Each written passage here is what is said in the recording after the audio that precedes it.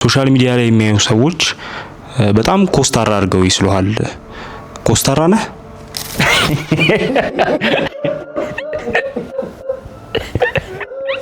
በህይወት ምን ያስደስታል? አሁን ባለሁበት ሜቢ ፌቨራይት ምግብ ምናምን ብለህ ከጠየቀኝ ክትፎ ብዬ መመለስ ይመስለኛል። የሱቤ የምን ጊዜ ምርጥ 3 የስነ ጽሁፍ ስራዎች ምን ናቸው? ራሴን ወይም ደግሞ ከስነ ጽሁፍ ስራዎች ጋር በተያያዘ አሶሴት ማድረገው ከስራቸው ጋር ነው እንጂ ስራውን ከሚሰራው ሰው ጋር ወይም ግለሰብ ጋር ምናምን የተለየ ኦብሰሽን የለብኝም። ግን ኖርማሊ ግን በጣም ከማከብራቸውና ቦታ ከምሰጣቸው ደራሲያን መካከል ለኔ በተለየ መንገድ ቦታ ከምሰጣቸው ደራሲያን መካከል እሺ ሱቤ፣ በቅድሚያ ወደ ስንኝ እንኳን በደህና መጣህ። እንኳን በሰላም ቆያችሁ። ስምህና ስራዎችን ታስተዋውቀን? ኦኬ፣ እሱ ባለው አበራ እባላለሁኝ። የወይዘሮ በየነች ንጉሱና የአቶ አበራ ንጉሴ የመጨረሻ ልጅ ነኝ። እንዲሁም የተሰማራሁትኝ በስነ ጽሁፍ ሙያ ውስጥ ሲሆን 2 የልብ ወለድ መጽሐፍትን ለአንባቢያን አድርሻለሁኝ። የመጀመሪያ መጽሐፌ 2012 ላይ የወጣ ነው። ትዝታሽ ለኔ ትዝታዬ ላንቺ ይሰኛል። ሁለተኛው ደግሞ በ2016 ፀሐይ ከጨለማ ይምናልሽ የሚል የልብ ወለድ መጽሐፍ ለአንባቢያን አድርሻለሁ። እሺ ሱቤ፣ ከሻይ ከቡና ወይስ ከማኪያቶ የቱን ትመርጣለህ? ቡና ነው የምመርጠው። የተለየ ነገር አለ ከቡና ወይስ? አይ ቲንክ እንዴት ነው ለመጠጣት ብለህ የማትጠጣው አይነት ነገር ነው ብዬ አስባለሁ። ቡናና ሞር ይሄ ትራዲሽናል በሆነው ሴንስ ቤት ውስጥ ብዙ አይነት ሚሞሪዎችም ከቡና ጋር የተያዙ ሚሞሪዎችም ስላሉ ይመስለኛል። እንዳልኩ የመጨረሻ ልጅም ስለሆንኩኝ ብዙ ጊዜ ቤት ውስጥ ቡና ሲፈላ ከማዘር ጋር አብሮ ለመጠጣት ምናምን እና ከሷ ጋር ጊዜ ለማሳለፍ ምክንያት ከሆኑ ነገሮች መካከል አንደኛ የቡና ስነ ስርዓት ይመስለኛልና ኖርማሊ ዝም ብለህ ለመጠጣት ብለህ ብቻ የምትጠጣው ነገር አይደለም። የራሱ የሆነ ሴሬሞኒ አለው። ሳር ይጎዘጎዛል፣ ፈንድሻ፣ ቡናውም ሲቆላ የራሱ የሆነ ታይም ይወስዳል። እጣን ይኖራል፣ ሰንደል ይኖራል እና ሰዎች ደግሞ በቡና ዙሪያ ላይ ይሰበሰባሉ እና የራሱ የሆነ ስርዓትም ስላለው ሰዎች ኢንተራክት እያደረጉ እያወሩ የሆነ ሚሞሪም ካለ ትዝታም ካለ ወደ ኋላ መለስ ብለው ያን ነገር እያነሱ የሚያወሩበት የሚጫወቱበት ነገር ስለሆነ ቡናን እመርጣለሁ። እሺ፣ ስለዚህ ቡና ለሴሬሞኒው እንጂ ቡና ካልጠጣው ራሴን ያመኛል ከሚሉት ውስጥ አይደለም ማለት ነው? አዎ ይመስለኛል። ማለት የራሱ የሆነ ኢፌክት ይኖረዋል። አለመጠጣት የሚያስከትላቸው ነገሮች ይኖራሉ። ግን እንዴት ነው እንደ ማህበረሰብ ሰዎች ከቡና ጋር ራሳቸውን አሶሲየት የሚያደርጉበት መንገድ ይሄ የምትሰማቸው ነገሮች፣ አንዳንድ ሰው የተቆላ ቡና ራሱ ይዞ የሚንቀሳቀስ አይነት ሰው አለ ምናምንና በእኛ ትራዲሽን ውስጥ ደግሞ የራሱ የሆነ ሂስቶሪካል ነገሮች አሉት ከቡና ጋር የሚነገሩ ነገሮች። ቡና ሃይማኖታዊ በሆነው መንገድ የሚታይበት መንገድ አለ። ከዛ ደግሞ ለሶሳይቲው ደግሞ ቡና የሆነው ነገር ደግሞ አለ። ቴራፒውቲክ የሆኑ ነገሮች በቡና ዙሪያ ላይ ይካሄዳሉ። ሰዎች ኢንፎርሜሽን ይለዋወጣሉ። ድምቀት ነው። እንዴት ነው በጠረጴዛ ዙሪያ ላይ እንደሚሰበሰቡት ሰዎች ለማዕድ እንደሚጎራረሱት ምን እንደሚሉት ቡናም ደግሞ በእኛ ሶሳይቲ ውስጥ የራሱ የሆነ ቦታ አለውና በቡና ዙሪያ ላይ ያሉ ሚቶችን በራሳቸው ስፔሻል የሚያደርጉት ይመስለኛል ማለት ነው። ግን ያን ያህል እንዴት ነው ካልጠጣው ምናምን ብዬ የምል አይነት ሰው አይደለሁኝም። ግን ካፌም ልትጋብዘኝ ብትሞክር እሺ ብዬ የካፌ ቡና አልጠጣም ማለት ሞር የምመርጠው የጀበና ቡና እመርጣለሁ ማለት ነው። እሺ፣ ለመጻፍ ምን ያነሳሳል ወይም ኢንስፓየር ያደርጋል? ብዙ ጊዜ ኢንስፓየር ሆኜ ወይም ደግሞ ኢንስፓይሬሽን ፈልጌ የምጽፍ አይነት ሰው ምናምን ነገር አይደለሁኝም። በኢንስፓይሬሽንም አልጽፍም።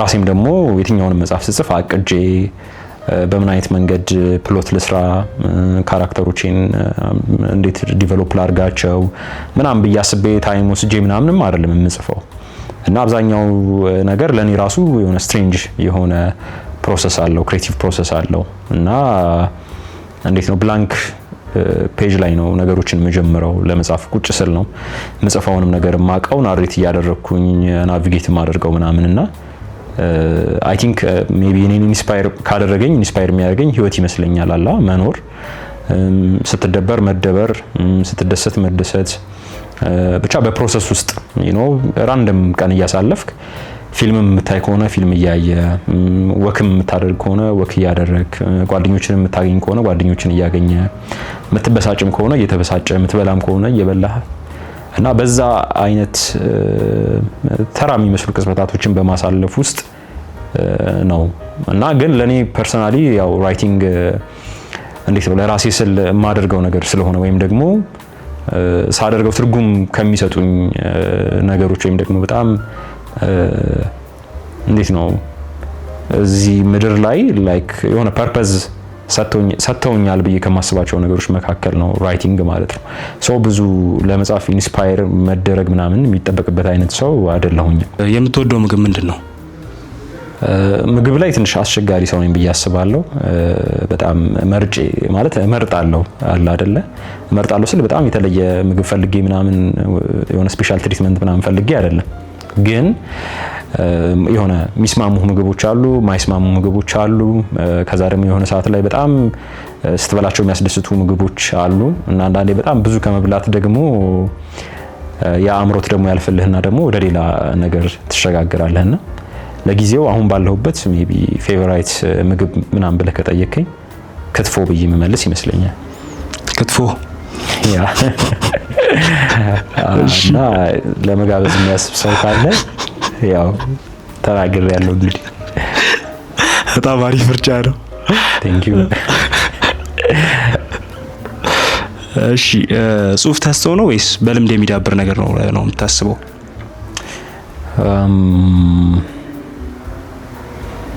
አስቸጋሪ ጥያቄ ይመስለኛል። በብዛት እኔ ያው ፎከስ የማደርገው አንደኛ አንተ ለስነ ጽሁፍ ከምትሰጠው ግምትና ወይም ደግሞ ለነገሩ ካለ ቦታ ይነሳል ብዬ አስባለሁ። ግን በሁለቱም ሳይድ ይቃኛል ብዬ አስባለሁ እና ግን ከሁለቱ ከየትኛውም ነገር በላይ ግን ተሰጥኦ ወይም ደግሞ ጊፍት ያላቸው ሰዎች በጣም ፓወርፉል የሆነ አርት የሚሰሩ ይመስለኛል አላ በተፈጥሮ።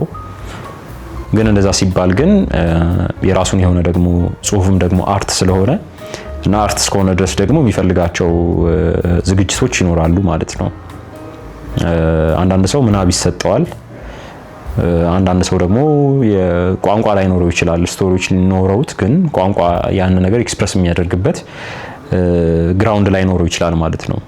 ሶ የትኛውም ሰዓሊ ብሩሽ እንደሚገዛው፣ ሸራ እንደሚወጥረው፣ ቀለማትን እንደሚገዛው፣ የተለያየ ነገር እንደሚያደርገው ደራሲም ደግሞ ወይ ደግሞ የስነ ጽሁፍ ሰው ደግሞ ስትሆን ደግሞ ልታሟላቸው የሚገቡ ነገሮች ይኖራሉ ብዬ አስባለሁ። አላ ልክ እንደ ትጥቅ ማለት ነው። ሶ ማንበብ የሚጠበቅብህ ከሆነ ማንበብ ይጠበቅብሃል። ላይክ ስለ ታሪክ ያለ እውቀት አናሳ ከሆነ በታሪክ ዙሪያ ላይ የተጻፉ መጽሐፍትን ለማንበብ መሞከር አለብህ። ልቦለድም ከሆነ ደግሞ የሌሎች ሰዎችን በዘመን ውስጥ ያሉ ሰዎችን ወደ ኋላም ወደፊትም የልቦለድ አርትን ወይም ደግሞ ፎርምን ቢልድ ያደረጉ ሰዎች ምናምን አሉ። የተለያየ አይነት ስራ በመስራት ከዚህ በፊት ያልተሞከሩ ነገሮችን በመሞከር የልቦለድ አርት በደንብ እንዲዳብር ያደረጉ ሰዎች አሉ። ሶ የነዛንም ሰዎች ስራ ደግሞ ማየት አለብህ ማለት ነው እና ዳይሬክትሊ ባይሆንም ኢንዳይሬክትሊ ከብዙ ሰዎች ስራዎችን በማንበብ ብዙ ትማራለህ ማለት ነው። ሶ ነሰሰሪ ነው ብዬ አስባለሁ። ከተሰጥኦ ባሻገር ልምድ ያስፈልጋል ብዬ አምናለሁ። እሺ ሱቤ በህይወት ምን ያስደስታል? ብዙ ለደስታ ቅርብ የሆነ አይነት ሰው አይደለሁኝም። ወይም ደግሞ እንዴት ነው ደስታን የሚያሳድድ ወይም ደስታን የሚፈልግ አይነት ሰው አይደለሁኝም ኖርማሊ። ግን በዋናነት ምን ያስደስታል ብባል ምናልባት ከእግዚአብሔር ጋር የተገናኘው ነገር ይመስለኛል። እንደ አንድ ክርስቲያን ወይም እንደ አንድ ኦርቶዶክስ ክርስቲያን መንፈሳዊ የሆኑ ኤክስፔክት የሚደረጉብኝን ነገሮች መፈጸም አላ ጸሎት ሊሆን ይችላል፣ ጾም ሊሆን ይችላል፣ መጽሐፍ ቅዱስ ማንበብ ሊሆን ይችላል፣ ቤተክርስቲያን ሄዶ መቀመጥ ሊሆን ይችላል እና ከፈጣሪ ጋር ጥሩ የሆነ ሪሌሽንሺፕ ቢኖረኝ ያ በጣም የሚያስደስተኝ ይመስለኛል። ስለዚህ መንፈሳዊነት ነው የሱቤ ደስታ? አዎ ኦርቶዶክሳዊ መንፈሳዊነት። ያው የሱቤ የምን ጊዜ ምርጥ 3 የስነ ጽሁፍ ስራዎች ምን ናቸው? ከባድ ጥያቄ ነው። ከሁለቱም እናርጋቸው፣ ከውጭም ከሀገር ውስጥም እናርጋቸው። አይ ቲንክ የምን ጊዜ ምለው አይደለም ለኔ ጥሩ የሆኑልኝና ሶፋር ካነበብኳቸው ውስጥ ጥሩ ናቸው ብዬ የማስባቸው ስራዎች ነው። የመጀመሪያው የጋብሪኤል ጋርሺያ 100 Years of Solitude መጽሐፍ፣ ሁለተኛ የሚላን ኩንዴራ The Unbearable Lightness of Being፣ ሶስተኛ የቪኤስ ናይፑል ሚጉኤል ስትሪት። እነዚህም ከውጪ መጠቅሳቸው ናቸው።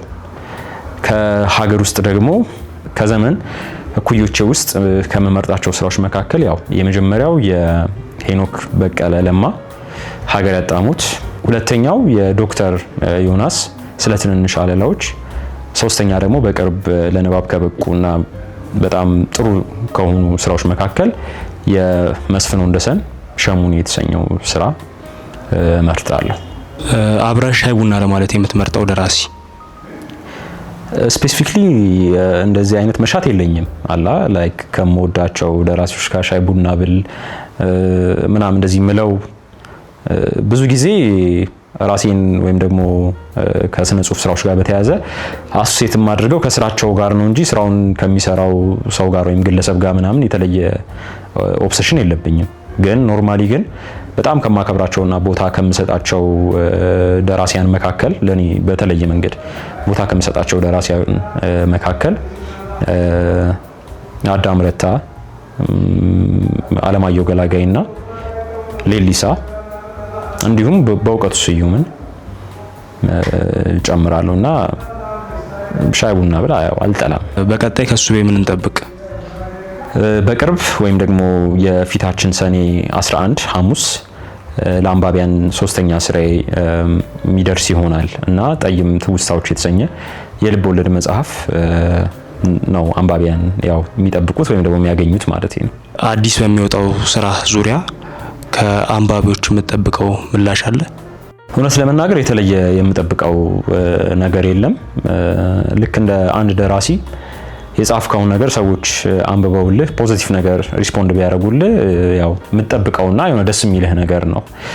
ግን ኦብጀክቲቭሊ እንዲ የምጠብቀው የተለየ ነገር የለም። ማለት ሰዎች እንዲወዱት የምጠብቀውን ያህል ሰዎች ሊጠሉትም እንደሚችሉ ኤክስፔክት አደርጋለሁ። ምንም የተለየ የምጠብቀው አይነት ፊድባክ የለም። ሆፕፉሊ ግን ያው ጥሩ ይሆናል ወይም መልካም ይሆናል ብዬ አስባለሁ። እሺ ሱቤ፣ ሶሻል ሚዲያ ላይ የሚያዩ ሰዎች በጣም ኮስታራ አድርገው ይስሉሃል። ኮስታራ ነህ? እኔም እንደዛ ይሰማኛል። ማለት የተለያዩ ሰዎች በጣም ኮስታራ ወይም ደግሞ ይሄ አፕሮቸብል ያልሆነ አይነት ሰው አለ አይደለ? ለማውራትም ለመነጋገርም ትንሽ የሚከብድ ከውጭ ስታየው የሚከብድ አይነት ሰው አድርገው ይወስዱኛል ሰዎች። ነገር ግን እንደዛ ነኝ ብዬ አላስብም ፐርሰናሊ። እኔ ቤት ውስጥ ወይም ደግሞ በቅርብ ርቀት የሚያቆኝን ወዳጆቼን ወይም ጓደኞቼን ቢጠየቁ እሱ ባለው በጣም ተጫዋች ነው ወይም ሳቂታ ነው የሚሉ ይመስለኛል። ግን አይ ቲንክ ይህንን ማንነቴን የምገልጸው በጣም ለሚቀርቡኝ እና በጣም ለምወዳቸው ወይም ደግሞ ኢንቲሜት የሆነ ሪሌሽንሺፕ ካለኝ ሰዎች ጋር ነው የሚሆነው። አላ ጓደኛም ከሆነ የጥብቅ ወዳጅ ብዙ የልብ የሆነ ነገር ከማውራው ሰው ጋር ምናምን ራሴ ለቀቅ አድርጌ እጫወታለሁ። ግን ከዛ ባሻገር ግን ቤቱም ውስጥ በጣም የሚስቅ ተጫውቶ የሚያጫውት አይነት ሰው ነኝ ብዬ አስባለሁ። የተኮሳተረ የሚመስለውን ያህል ደግሞ በጣም ቀልድም የሚቀልድ የሚጫወት አይነት ሰው ነኝ ብዬ አስባለሁና በዚህ አጋጣሚ የሚፈቀድልኝ ከሆነ ቀልድ መቀለድ እችላለሁ። ዶክተር አብይ አህመድ ወደ ስልጣን የመጡ ጊዜ ነውና ያኔ የምታስታውሱ ከሆነ በጣም ብዙ የውጪ ኃይሎች ሲገቡ ነበረ እና በየአደባባዩ የተለያዩ አይነት ባነሮች፣ የተለያዩ አይነት ታጋዮችን የሚወክሉ አይነት ባንዲራዎች፣ የተለያዩ ቀለማት ያላቸው ነገሮች ሲለጠፉ ነበርና የዛ ሰሞን ነው እና አጋጣሚ ከአንድ ጓደኛዬ ጋር መንገድ እያለፍን የባቡር የሚያልፍበት ስቴሽን ሀዲዱ ላይ የተለጠፉ ማስታወቂያዎች ነበሩና አንደኛው ማስታወቂያ የሰቨን አፕ ነበር እና ጓደኛዬን ምን ብዬ ጠይቄዋለሁ። የዛን ጊዜ ሰቨን አፕም ከውጪ ከሚገቡት ኃይሎች መካከል ነው ብዬዋለሁ።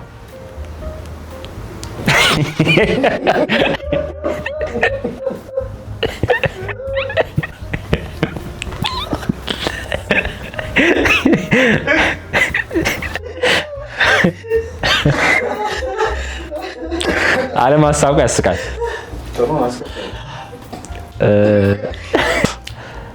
እና ለማንኛውም ያው አልፎ አልፎ እንዲህ አይነት የገገማ ቀልዶችን ቀልዳለሁ ለማለት ነው።